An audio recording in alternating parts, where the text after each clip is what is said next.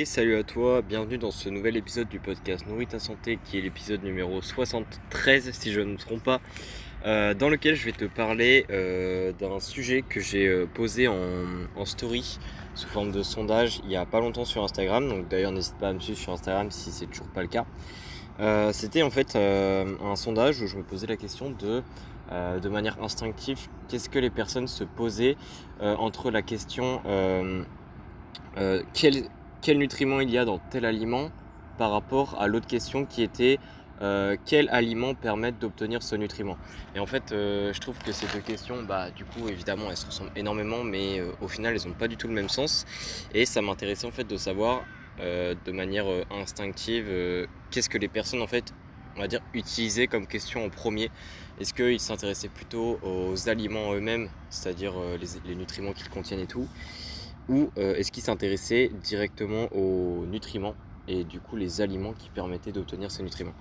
Donc du coup j'ai listé plusieurs points en fonction de chacune des questions pour essayer de déterminer et d'expliquer s'il y a une des deux questions qui est mieux que l'autre. Au niveau des résultats du coup, la question qui a gagné en quelque sorte, la question que les personnes se posent le plus au niveau des pourcentages, c'était un petit peu du plus de 70% pour celle des nutriments, c'est-à-dire quel aliment permet d'obtenir ce nutriment par rapport à la question de quel nutriment il y a dans tel aliment.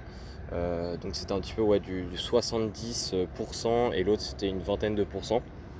Donc une bonne différence quand même. Alors au niveau on va commencer par la question des nutriments, c'est-à-dire quel aliment il faut pour combler ses besoins en tel nutriment. En fait cette question elle est intéressante et du coup ça c'est la question on va dire qui l'a emporté pour le sondage. C'est une question qui est intéressante pour plusieurs points.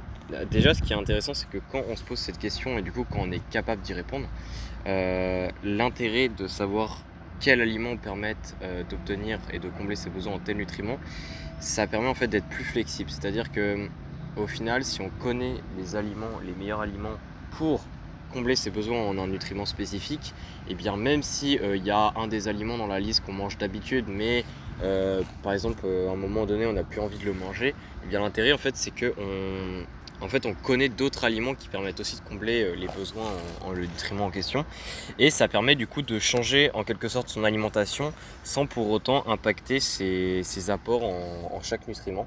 Donc ça c'est un gros avantage parce que ça permet d'être flexible à long terme tout en gardant une bonne qualité alimentaire. Donc ça c'est le premier point qui est intéressant. Le deuxième point qui est intéressant du coup, c'est un petit peu lié à ce que je viens de dire, mais c'est que du coup il n'y a pas de problème par rapport au fait de changer ses aliments qu'on consomme durant la journée, par rapport au fait de changer ses routines. On a toujours un petit peu des périodes où on est hors de la routine en fait. Par exemple les vacances, quand on part en voyage ou même quand on reste chez nous mais on est en vacances, on a tendance à pas avoir les mêmes habitudes, on n'est plus dans le même rythme et du coup on mange plus les mêmes aliments. Donc ça c'est aussi intéressant parce que du coup vu qu'on connaît une gamme d'aliments qui permettent d'obtenir on va dire le même résultat en quelque sorte, eh bien ça permet d'être confronté à un changement de routine sans impacter pour autant ses apports en certains nutriments. Donc ça c'est le deuxième point.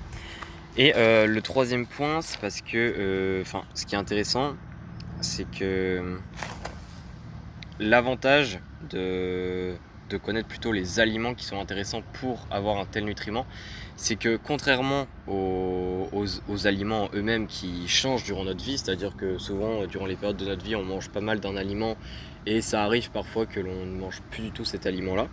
Mais en fait l'avantage on va dire d'utiliser cette question, c'est que au final les nutriments ça restera les mêmes, c'est-à-dire que il va pas y avoir de nouveaux nutriments essentiels pour le corps. Enfin, du moins, même si on continue à faire des recherches pour en trouver, etc., les vitamines, les minéraux, etc., restent les mêmes. Et les apports en ceci restent relativement les mêmes durant notre vie. C'est-à-dire que une fois qu'on est adulte, après quand on est enfant, adolescent, etc., ça varie quand même pas mal d'année en année. Mais une fois qu'on est adulte, ça ne varie pas énormément, sauf s'il y a des gros changements de style de vie ou même des gros changements au niveau de notre corps. Ça peut être des maladies ou quoi. Ça change pas énormément et du coup ça permet en fait de rester sur une valeur en quelque sorte qui reste inchangée, et du coup ça facilite beaucoup les choses.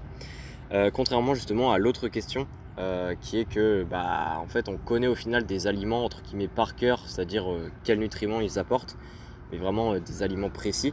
Et en fait le problème de cette question, du coup de l'autre question, c'est que si on mange plus par exemple un certain aliment, on avait beau connaître les nutriments qu'il apporte, si on le mange plus, au final entre guillemets ça nous sert plus à grand chose de connaître ça, sauf si on le réimplémente dans notre vie, mais au final ça a beaucoup moins d'intérêt de se bourrer le crâne de plein d'aliments différents à connaître par cœur, puisque ces aliments là au final ça se trouve on va les manger pendant 2 ans et après on les mange plus du tout, et du coup on va dire on a retenu beaucoup de choses pour qu'au final ça ne sert plus. Après évidemment là je suis beaucoup dans le négatif, c'est toujours intéressant de savoir un petit peu qu'est-ce qu'apporte un certain nutriment, un certain aliment plutôt, mais entre les deux questions, l'autre est quand même plus intéressante, celle de connaître les aliments, les bonnes sources d'aliments pour avoir un nutriment spécifique, d'un point de vue on va dire gain de temps et d'un point de vue efficacité à long terme. Alors même si l'autre question du coup que j'ai pas encore abordée en détail semble moins pertinente et semble moins utilisée en tout cas d'après le sondage, il y a quand même un intérêt à ça. C'est que comme je l'ai dit, on a tous des routines. Évidemment on a des périodes hors routine, les vacances etc. Mais on a quand même des périodes de routine où on fait tout le temps la même chose. Et du coup tout le temps la même chose veut dire évidemment souvent, et d'ailleurs j'en ai parlé dans l'épisode juste avant, je crois, l'épisode numéro 72, lié aux courses, qu'on fait tout le temps les mêmes courses, etc. Mais effectivement, les routines, pour la plupart des gens, ça veut dire manger, entre guillemets, toujours la même chose. C'est-à-dire, tu compares une semaine à la semaine d'après, les repas ne varient pas beaucoup. On retrouve tout le temps un peu les mêmes repas à un moment de la semaine, d'une semaine à l'autre. Et du coup, ça montre que, en fait, apprendre en détail certains aliments qu'on mange vraiment tous les jours en des quantités plus ou moins grosses peut avoir un gros intérêt. Pourquoi ? Parce que à la fois on va savoir en fait quels nutriments cet aliment il apporte principalement, ce qui est évidemment important pour savoir si on complète bien nos apports en différents nutriments. Mais l'autre avantage aussi, c'est que connaître les nutriments qu'apporte un aliment de manière détaillée va nous permettre de combler nos besoins en un nutriment peut-être où on a mangé 1 ou 2 aliments qui en apportent beaucoup, mais on n'en a pas mangé suffisamment pour que ça apporte tous nos besoins journaliers. Et du coup l'avantage c'est que si les autres aliments on connaît exactement ce qu'ils apportent, et bien même s'ils apportent pas beaucoup du nutriment qu'on recherche, et bien le fait d'en manger va quand même compléter nos apports, va venir apporter une quantité modérée en fait de ce nutriment qui nous manque.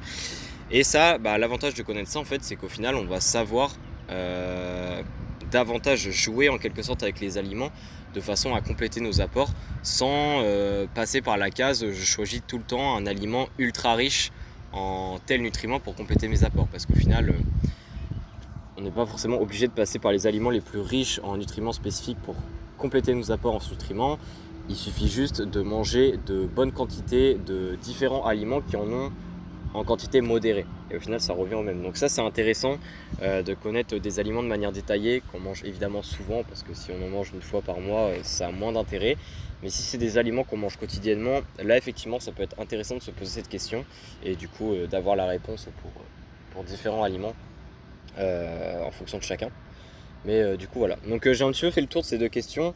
Alors est-ce qu'il y a une conclusion ? Je dirais que oui. Je dirais que quand même la question quel aliment pour choisir pour apporter tel nutriment reste quand même plus pertinente s'il faudrait choisir que l'autre question. Si on va dire il faudra en choisir qu'une, parce que on va dire elle est quand même plus vaste et elle ouvre quand même à plus de flexibilité que l'autre question. Donc pour les personnes qui veulent pas consacrer entre guillemets beaucoup de temps à apprendre la nutrition, mais qui veulent juste apprendre les bases de façon à avoir une bonne santé, je pense que la question sur les nutriments, les 3 points du coup que j'ai énoncés par rapport au seul point que j'ai énoncé pour l'autre, est plus intéressante à se focaliser dessus. Donc voilà un petit peu la conclusion de cet épisode. Si tu as des questions, n'hésite pas à m'envoyer un message sur Instagram ou autre. Et n'hésite pas aussi à laisser un commentaire au podcast en laissant une note. Ça me fait toujours plaisir de voir les retours du podcast. Surtout que du coup le nombre d'écoutes etc. évolue. Donc ça fait aussi plaisir. Enfin bref, n'hésite pas à me faire des retours. Et puis si tu veux vraiment aller plus loin et t'aider à connaître de manière détaillée peut-être certains nutriments, enfin tous les nutriments qu'apporte un aliment spécifique, ou même savoir quel aliment choisir pour justement obtenir suffisamment d'un nutriment spécifique. C'est autrement dit autrement dit, si tu veux être capable de répondre de manière claire aux 2 questions qu'on a abordées dans cet épisode, je te conseille d'aller regarder la base de données BDO qui est dans le lien justement dans la description du podcast pour pouvoir en savoir plus. C'est une grosse base de données que je crée régulièrement, enfin du moins je la mets à jour régulièrement. Je travaille constamment dessus en créant de nouveaux outils, etc. N'hésite pas à aller voir, c'est le lien dans la description du podcast. Je pense que ça devrait te plaire, surtout si tu es sportif. Et puis on se dit du coup à la prochaine. Allez, ciao.